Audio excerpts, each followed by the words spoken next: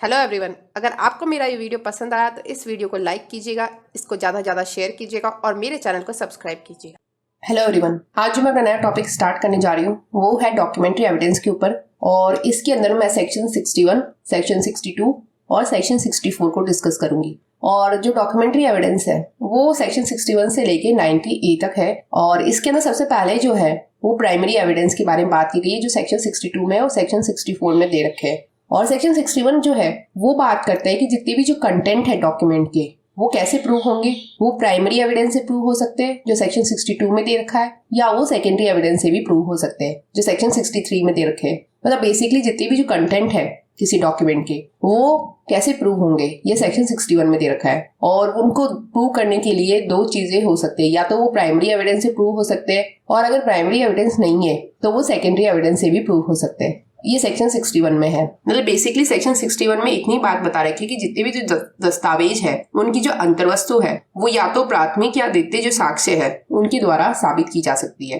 ये सेक्शन 61 में दे रखे हैं। और सेक्शन 62 है वो प्राइमरी एविडेंस के बारे में बात करता है। सेक्शन 62 के अंदर दे रखा है कि जो प्राइमरी एविडेंस है वो क्या क्या है, मतलब कौन सी चीजों को प्राइमरी एविडेंस माना जाएगा। सबसे पहले तो अगर वो डॉक्यूमेंट्स खुद अगर प्रोड्यूस की जाते हैं कोर्ट के इंस्पेक्शन के लिए तो वो मतलब जो ओरिजिनल जो डॉक्यूमेंट है अगर वो खुद प्रोड्यूस कर दे जाते हैं कोर्ट के इंस्पेक्शन के लिए तो उन्हें प्राइमरी एविडेंस माना जाएगा। या फिर अगर कोई डॉक्यूमेंट है उनके बहुत सारे पार्ट्स में अगर वो एग्जीक्यूट हुए हैं तो उन्हें प्राइमरी एविडेंस माना जाएगा। कोई भी ऐसे डॉक्यूमेंट है वो एग्जीक्यूट किसी काउंटर पार्ट में हुआ है तो वो प्राइमरी एविडेंस माने जाएंगे। और वो प्राइमरी एविडेंस किसके अगेंस्ट माने जाएंगे? उस पार्टीज के अगेंस्ट माने जाएंगे जिसने भी उन्हें बनाया है, एग्जीक्यूट किया है, एग्जीक्यूटिंग इट। मतलब वो सारे उनके अगेंस्ट माने जाएंगे, उन पर्सन्स के अगेंस्ट जिसने भी उन्हें एग्जीक्यूट किया है। उन पर्सन्स के अगेंस्ट उन डॉक्यूमेंट्स को जो काउंटर पार्ट में बने गए हैं उन्हें प्राइमरी एविडेंस ही माना जाएगा। मतलब ऐसी कोई पार्टी है और वो पार्टी उसने खुद ने एग्जीक्यूट किया है उन्हें, मतलब ऐसे कोई पर्सन है,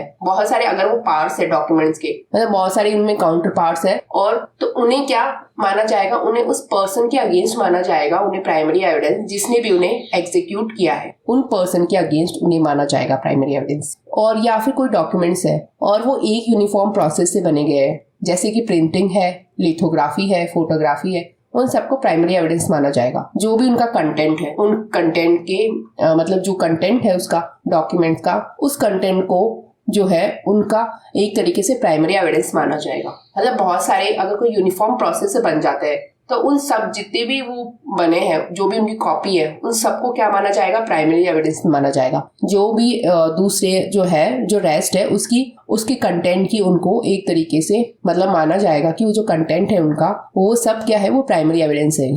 और वो इसलिए माना जाएगा क्योंकि वो एक यूनिफॉर्म प्रोसेस से बने गए बहुत सारे डॉक्यूमेंट्स, उन सबको प्राइमरी एविडेंस ही माना जाएगा। लेकिन अगर वो कोई कॉपी है किसी कॉमन ओरिजिनल की, मतलब एक कॉमन ओरिजिनल है और उसकी अगर वो कॉपी करके बनाए जाते हैं तो वो प्राइमरी एविडेंस नहीं माना जाएगा जो भी ओरिजिनल है उसके कंटेंट का। मतलब अगर उनको कॉपीज के तौर पर बनाया गया है तो वो प्राइमरी एविडेंस नहीं माने जाएंगे। लेकिन अगर वो एक यूनिफॉर्म प्रोसेस से बनते हैं तब उन्हें प्राइमरी एविडेंस माना जाएगा। जो भी कंटेंट है उसका, जो भी रेस्ट है उन सब का उनको एक तरीके से प्राइमरी एविडेंस ही माना जाएगा।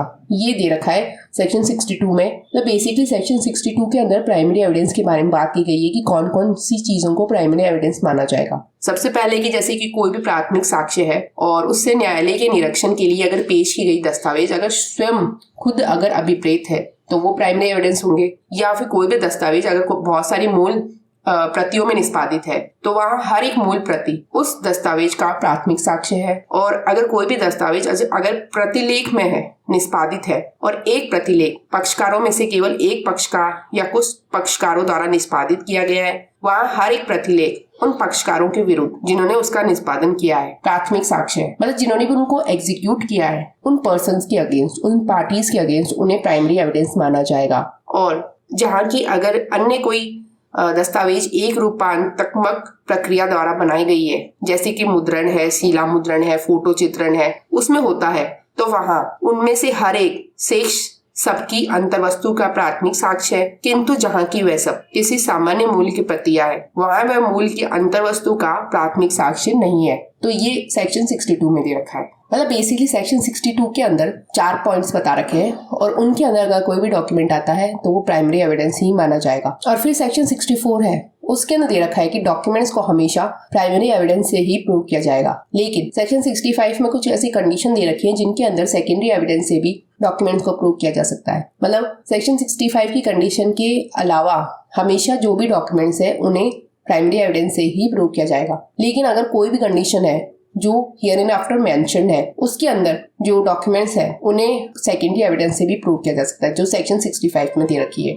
वरना हमेशा डॉक्यूमेंट्स को प्राइमरी एविडेंस से ही प्रूव किया जाएगा। ये सेक्शन 64 में दे रखा है। और जो सेक्शन 65 की जो कंडीशन है सेक्शन 63 है कि क्या कौन से सेकेंडरी एविडेंस होंगे, वो मैं अपने नेक्स्ट वीडियो में कवर करूंगी। अगर आपको मेरे इस वीडियो से कुछ भी अच्छा सीखने को मिला तो मेरे इस वीडियो को लाइक कीजिएगा, इससे ज़्यादा शेयर कीजिएगा और मेरे चैनल को सब्सक्राइब कीजिएगा। Thank you and stay tuned.